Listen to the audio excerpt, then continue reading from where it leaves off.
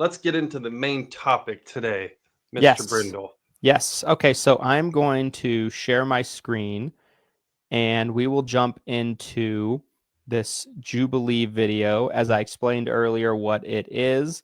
And again, the video's long, right? So it's an hour and 45 minutes. There's certain spots that I actually wanted to go to, so to conserve time. So we're going to do that. I'll play the intro real quickly so you guys can get an idea of the temperature of this conversation. And I'll stop here and there so we can give kind of some reactions. So here we go. When did this come out, by the way? 2 weeks ago. Okay. I thought it was new.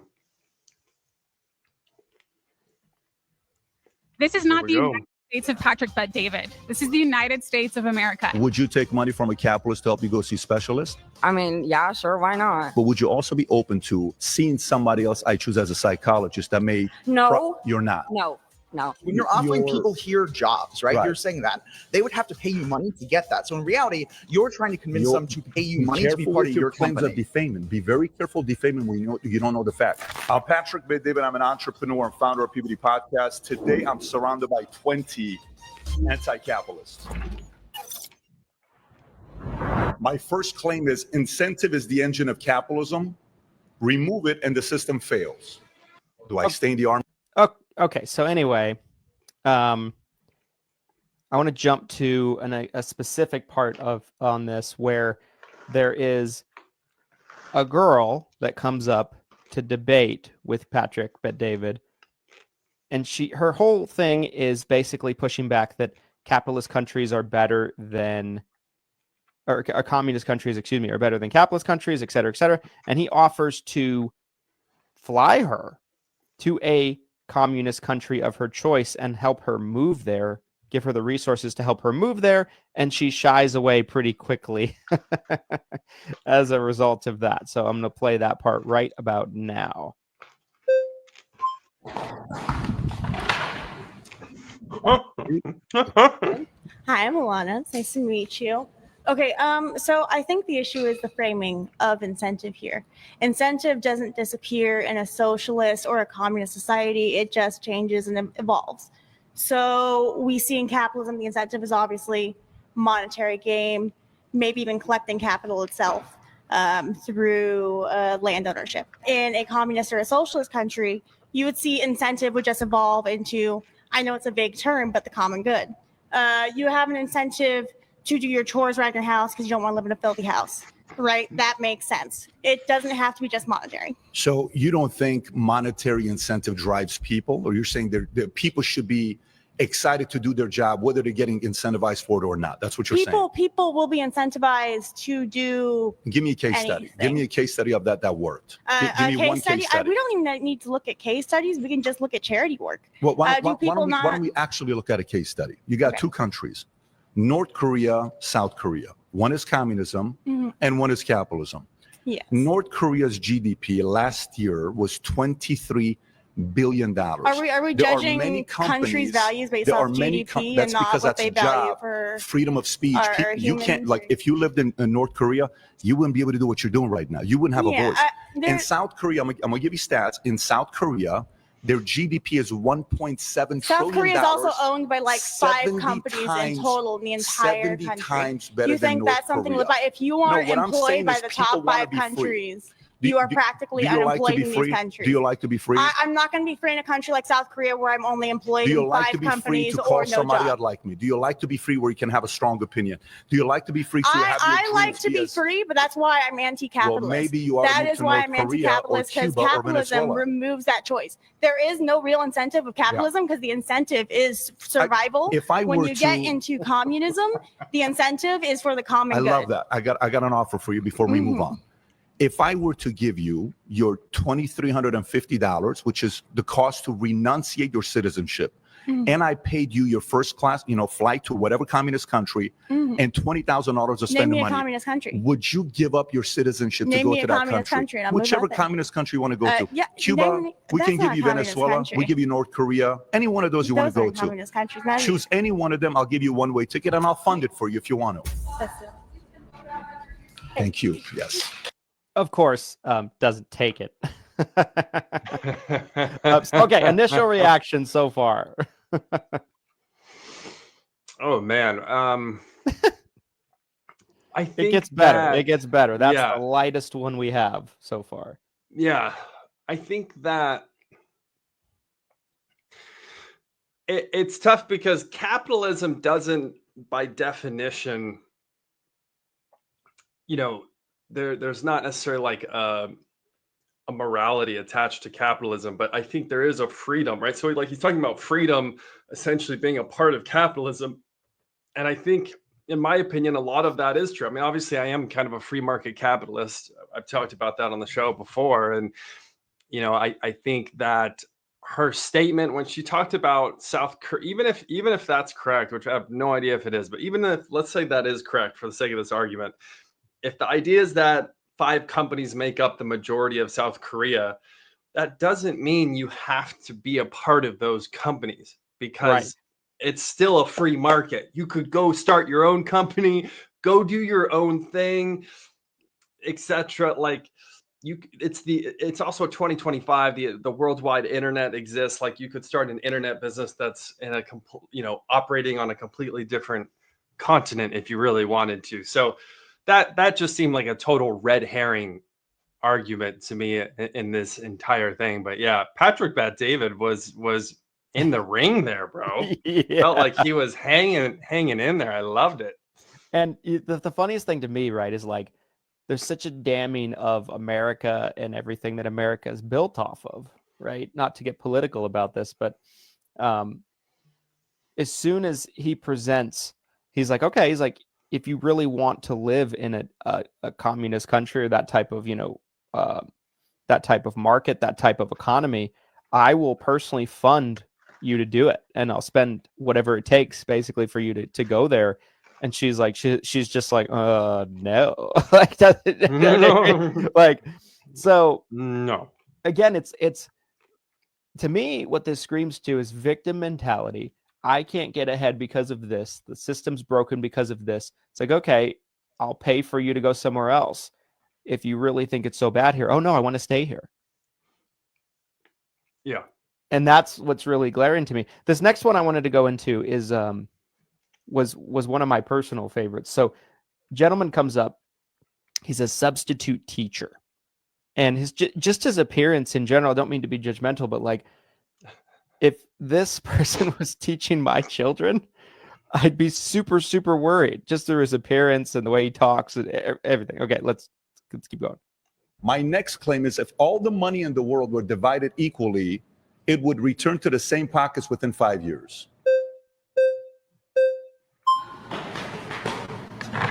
What's your name? Caleb. Caleb.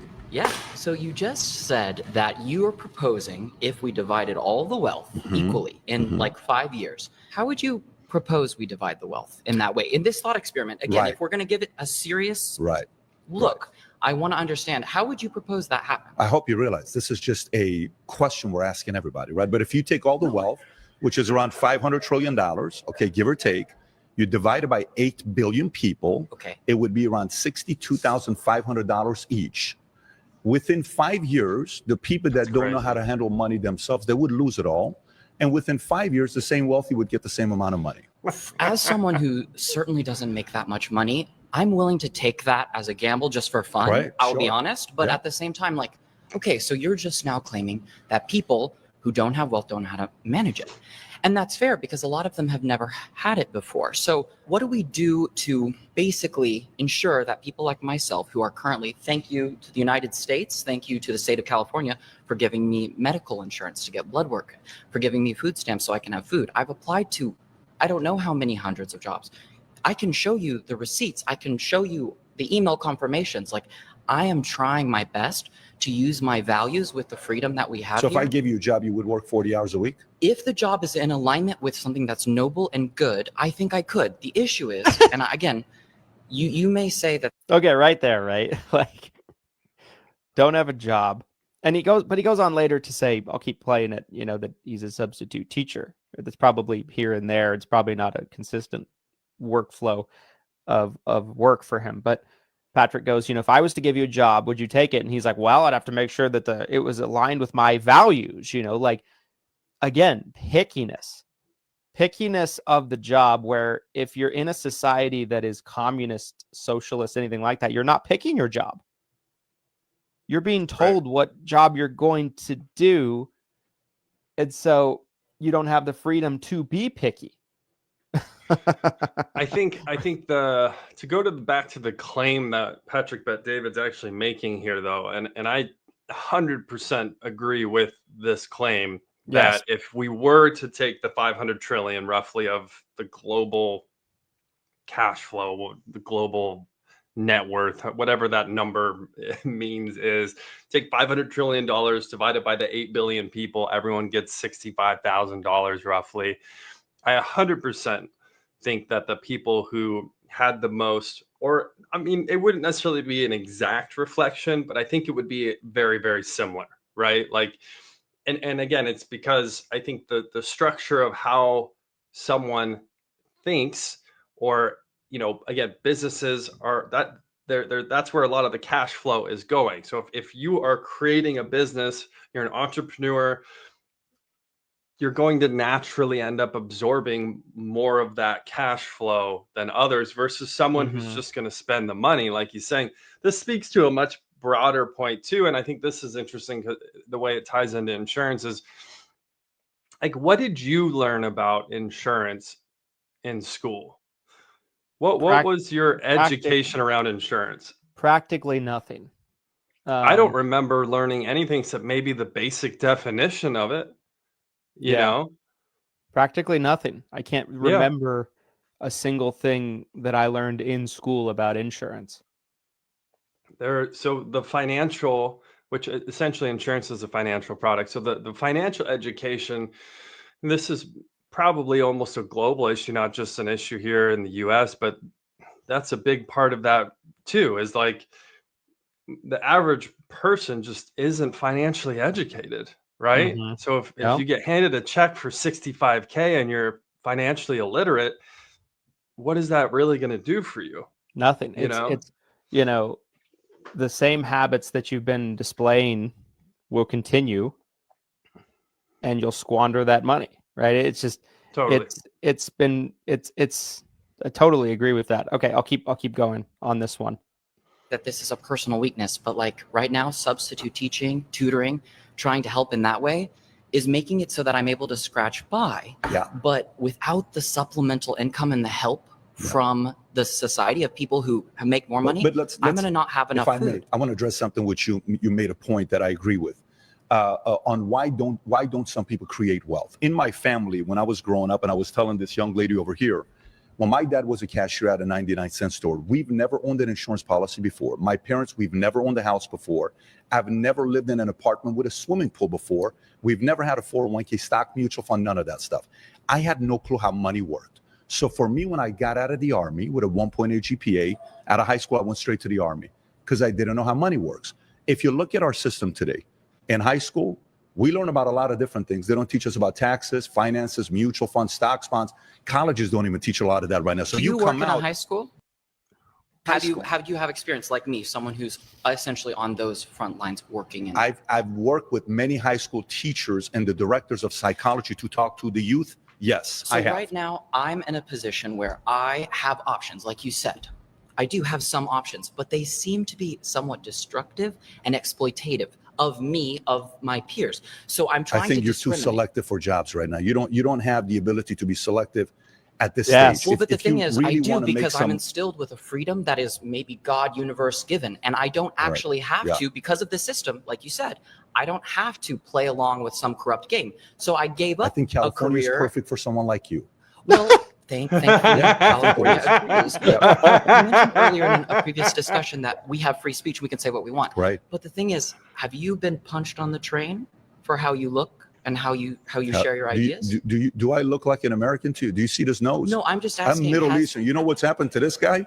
You know what's happened to me when I was discriminated all over the place? Do you really feel like that's free speech if you're being I don't mind punished it. by people who have prejudice against you? I don't mind it because I understand there is risk that you may be disrespected. They're like, here, I've been disrespected here many times. I've been offended here many times. A lot of you are coming here finding a way to attack me and tell different stories. I'm okay with that. So the one thing that jumps out to me on this one is, and you'll see that there's a recurring theme on this conversation of, I can't find consistent work.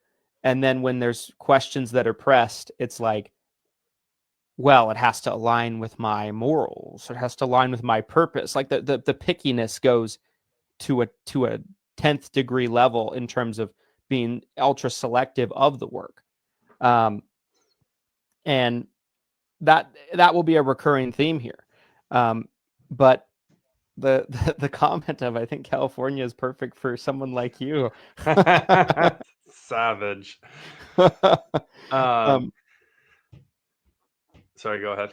No, I was just going to say, thoughts on any additional thoughts on this one before we move on to the next one. I got two more. Well, I think about like early on in the start of Lead Heroes, and then like early on as an insurance agent as well. You don't have the luxury of being picky, right? Like, right. You spend a lot of time door knocking old direct mail leads. And I didn't have the luxury of being able to invest in a program like what Lead Heroes has now, like a preset appointment program where it's exclusive and fresh, and I have a new list of prospects showing up on my calendar every single day. So it's kind of one of those things where like you can, once you get to a certain level of success, you can start to be really picky though. You can start to really try to chase maybe some of these different, if you have different ethical missions or a different thing that you want to pursue. But I think starting off, if you're trying to be that picky, you're going to have a tough time making any type of impact at all, right? Even a personal impact for yourself. So kind of feels like the cart before the horse, I guess, is what I'm trying to say, is like, I think you have to really grab onto what opportunities you can before you can be really picky about what that is, what it looks like.